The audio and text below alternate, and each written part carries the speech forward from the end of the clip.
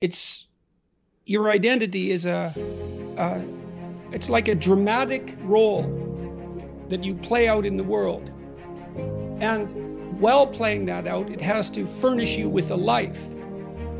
And what that means is that it has to be negotiated with other people. And when you're a very young child and you first start to play with who you are, you live in a fantasy world. And according to some developmental psychologists, at least, particularly this is grounded in the theories of Piaget, that very young children, 2 or 3, are quite egocentric in their play. They play according to their own rules. And so they're not social yet until they're 3 or 4, which means that they have their own goals in mind, and then they erect a little fictional world around those goals, and then they play out the role within that fictional world, and that's pretend play. And when they get to be about 3 or 4, and they start playing with other kids, they have to bring their worlds together and negotiate, because both children have to want to play. And so that means identity has to expand beyond its egocentric focus and increasingly be negotiated in the social world. I studied developmental psychology for a long time, especially in relationship to the regulation of aggression. And most children learn to regulate their aggression between the ages of 2 and 4. For example, for instance, there's a subset of children, mostly male, who are very aggressive at the age of 2. Comparatively speaking, they bite, kick, fight, hit, and steal. That's the definition of aggressive. And almost all those children are socialized out of that by the time they're 4, although a small proportion aren't, and they tend to be long-term antisocial children and then criminal adults. It's very, very difficult for that to be rectified if it isn't rectified by 4. What happens with most children is they learn to move beyond their egocentric presuppositions and include other children in the play, and so they start to negotiate the role. And identity is, a sophisticated identity is a negotiated role. And so it's not appropriate for anyone. Negotiated with who? With everyone. With everyone.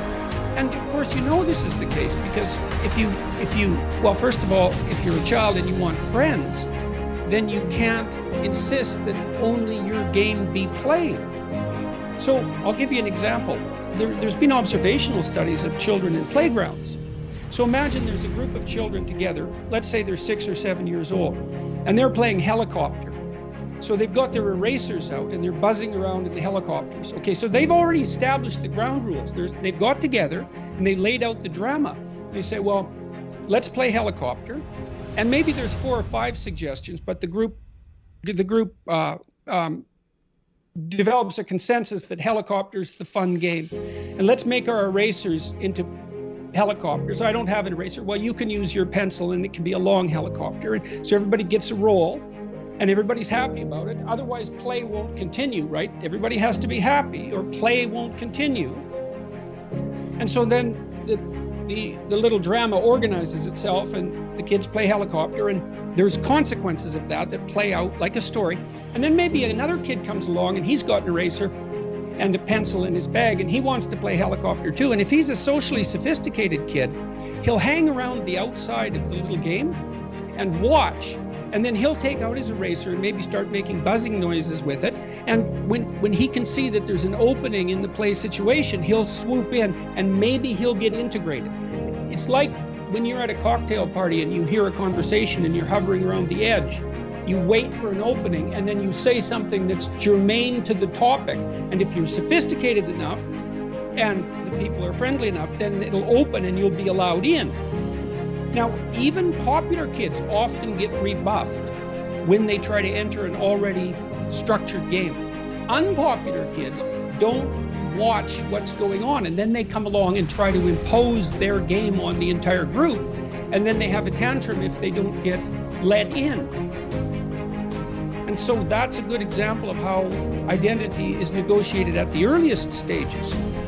Now that feels to me something. It feels very different than what I